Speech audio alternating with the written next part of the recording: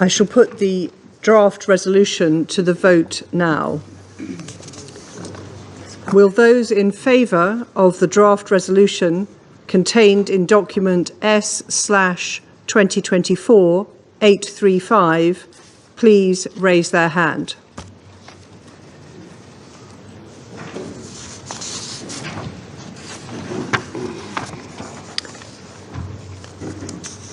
Those against?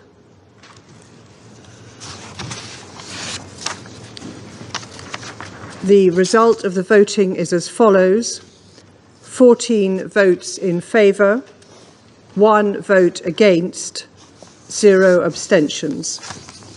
The draft resolution has not been adopted owing to the negative vote of a permanent member of the Council. I now give the floor to those members of the Council who wish to make statements after the vote.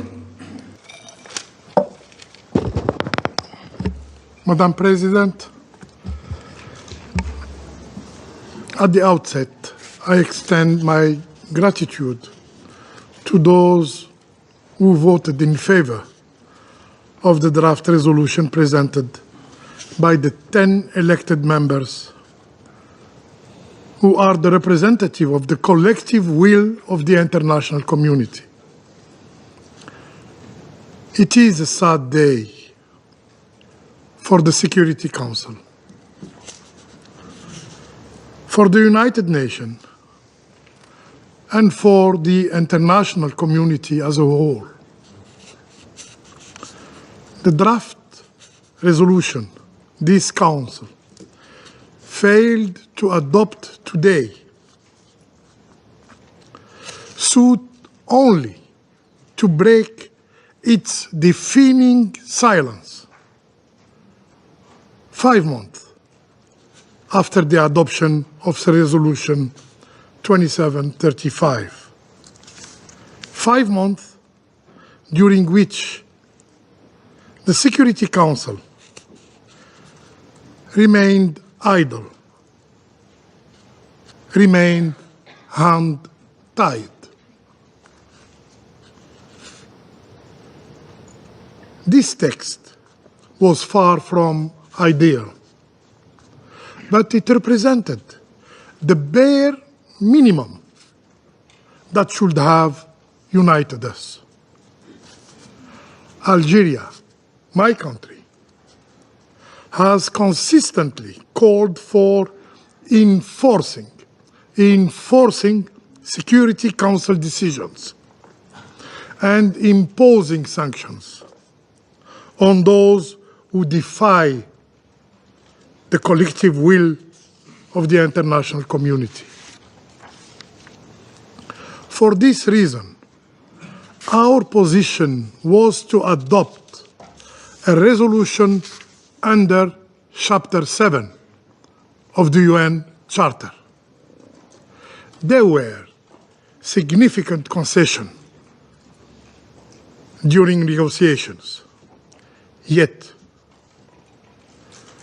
one member chose to block any action from this Council. Today's message is clear.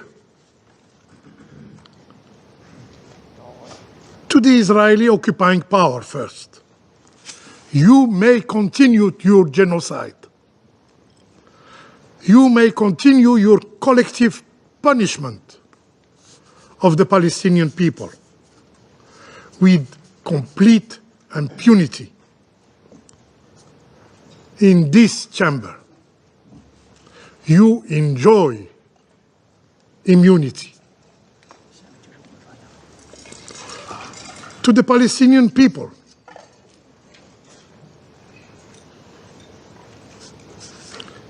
another clear message.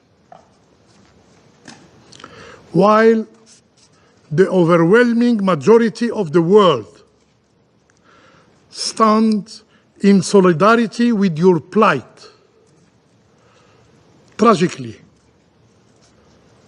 others remain indifferent to your suffering. Madam President, we must ask ourselves today, as human beings,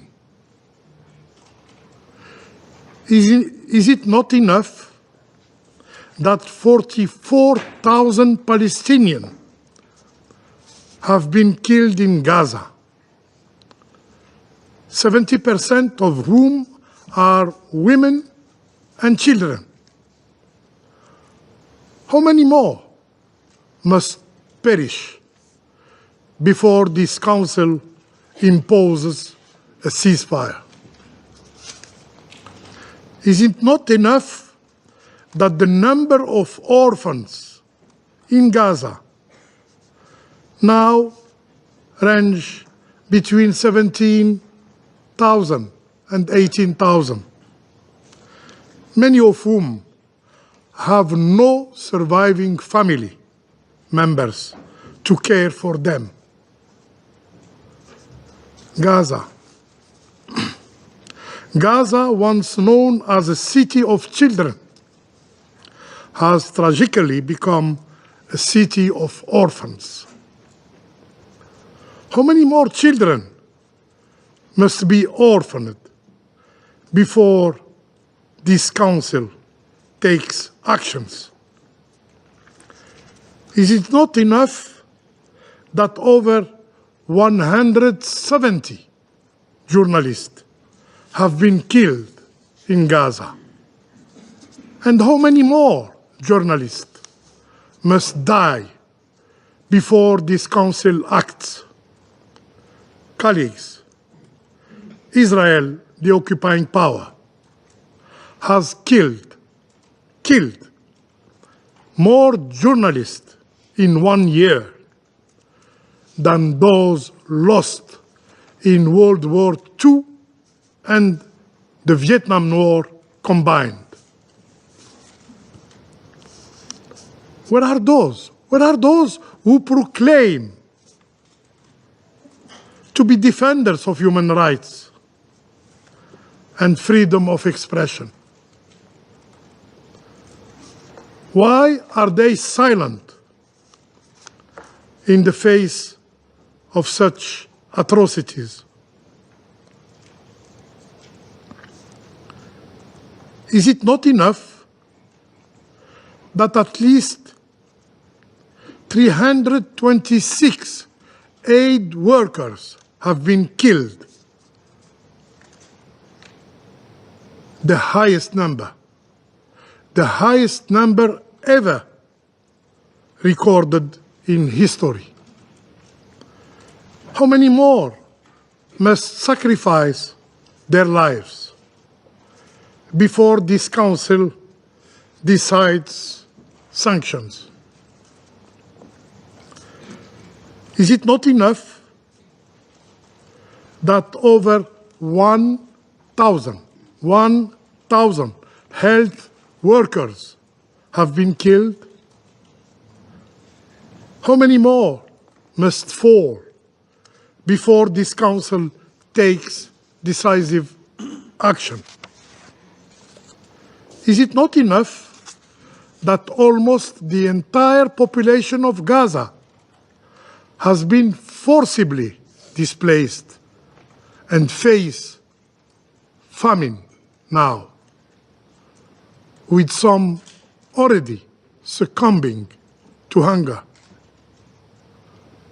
How many more must starve to death before this Council responds? Madam President, in the past year, the Council adopted 4 resolutions. Negotiations were conducted. Calls from every corner of the globe were made.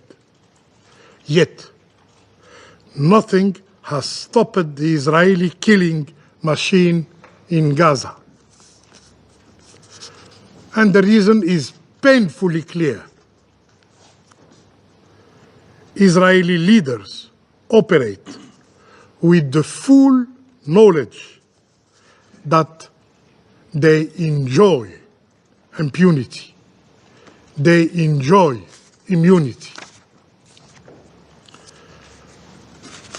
They are certain that this body, the Security Council, tasked with maintaining international peace and security by the UN Charter, will be prevented on acting to halt the genocide. Today, we have missed an opportunity. This failure that will have devastating consequences for the international order. But rest assured, this will not be the last time the Security Council will be forced to address a resolution on Palestine. As we have said before, and as we have delivered, we will soon return to the Security Council to demand an immediate and unconditional and